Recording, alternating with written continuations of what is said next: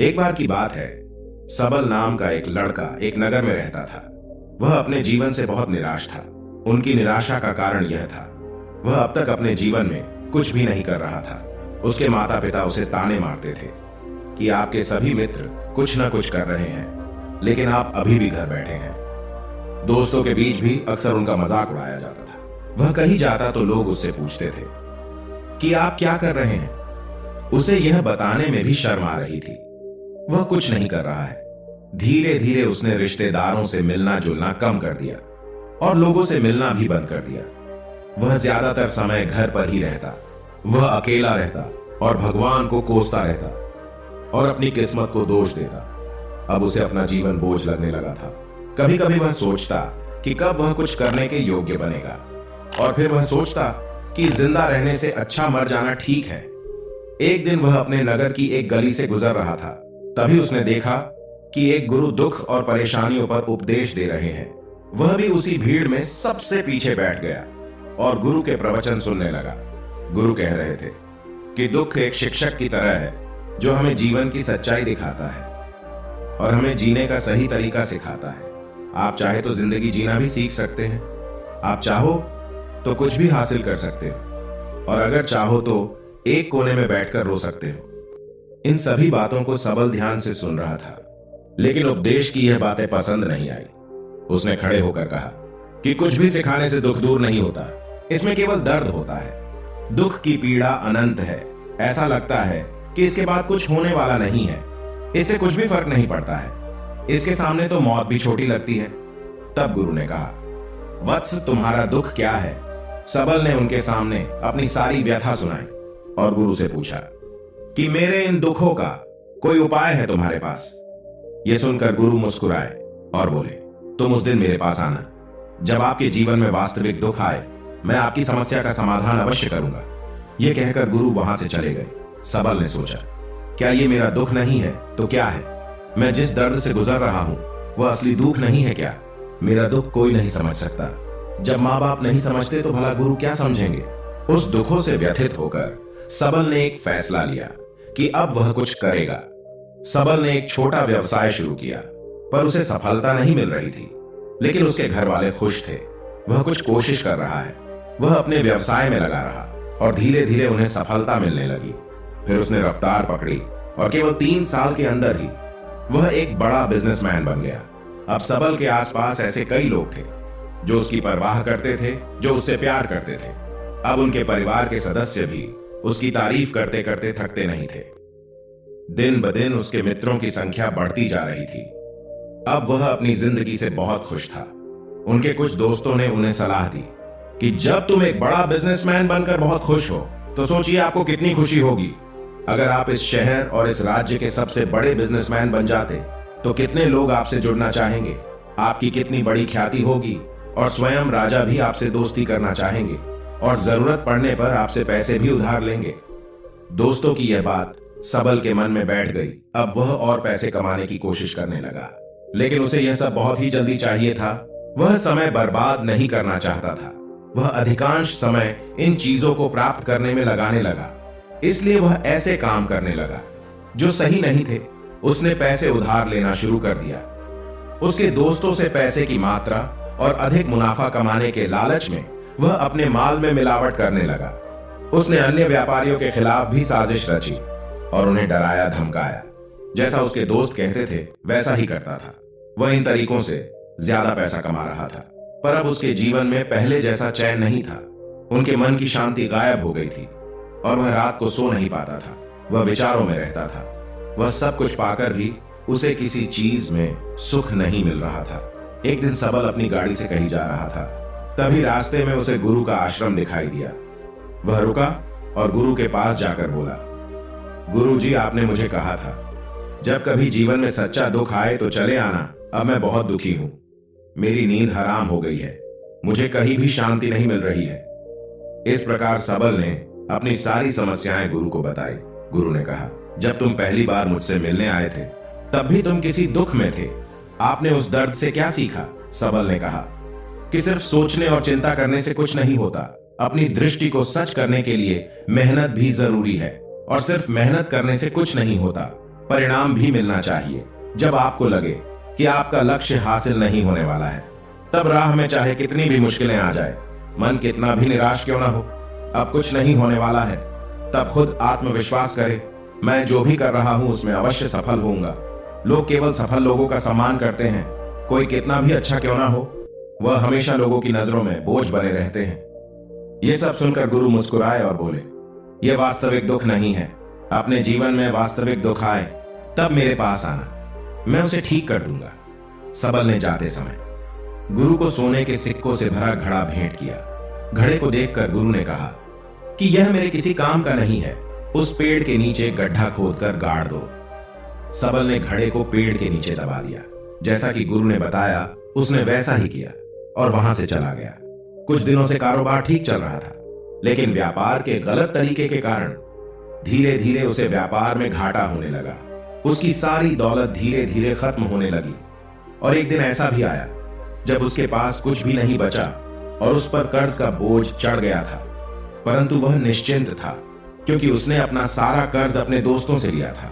उसने सोचा था कि उसके दोस्त बुरे वक्त में उनके साथ खड़े रहेंगे, लेकिन ऐसा कुछ नहीं हुआ।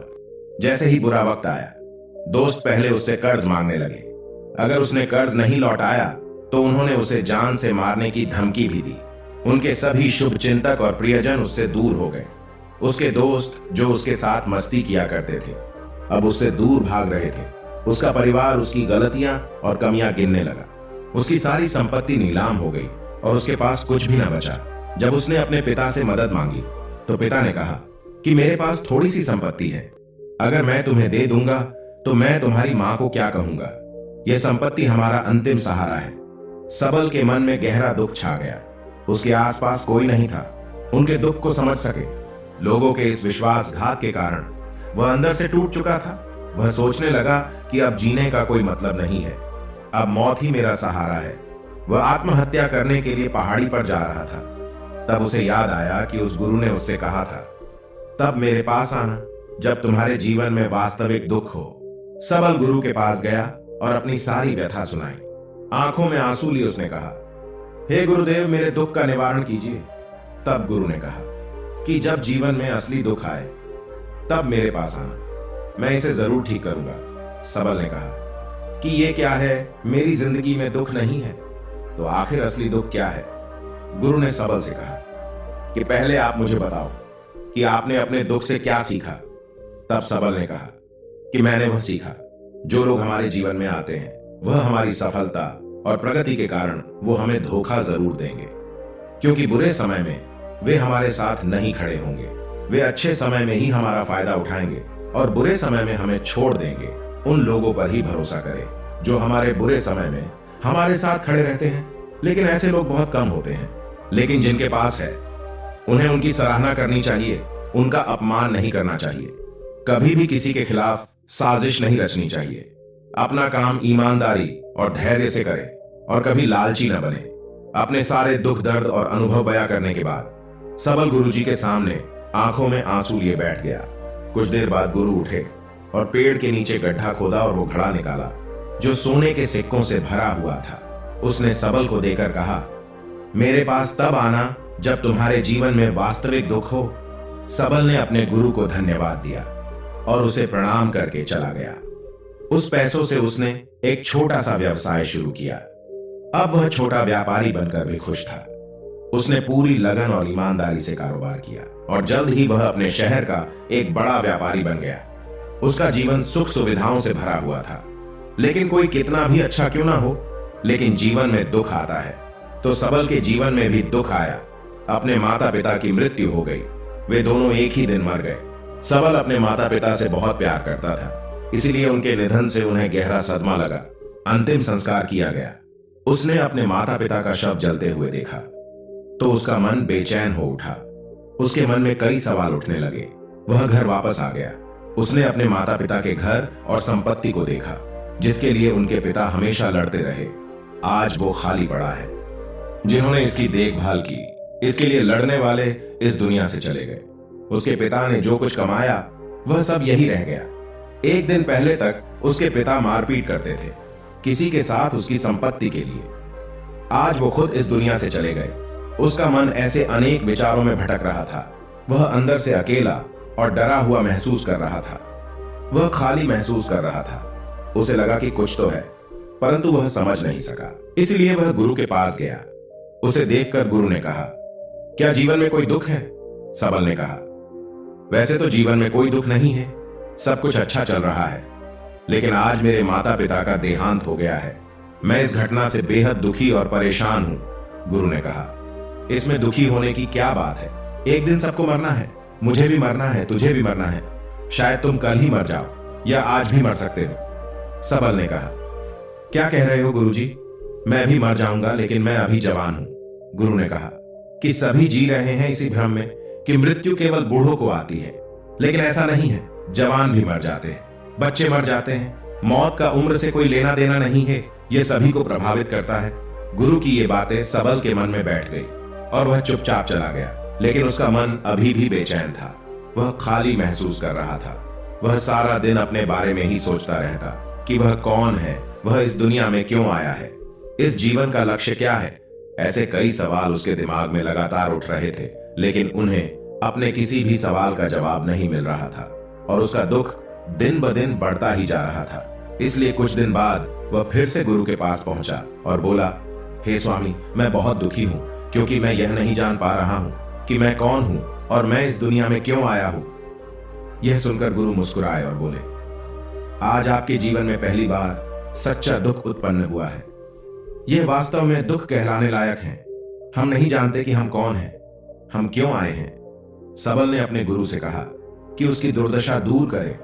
गुरु ने कहा कि हम सभी इंसान हैं, जीवन भर संग्रह करते रहते हैं। सबल ने कहा, कोई भी इंसान अपने साथ कुछ भी नहीं ले जा सकता, वह सिर्फ अकेला ही जाता है। मेरे माता पिता भी अपने साथ कुछ भी नहीं लेकर गए।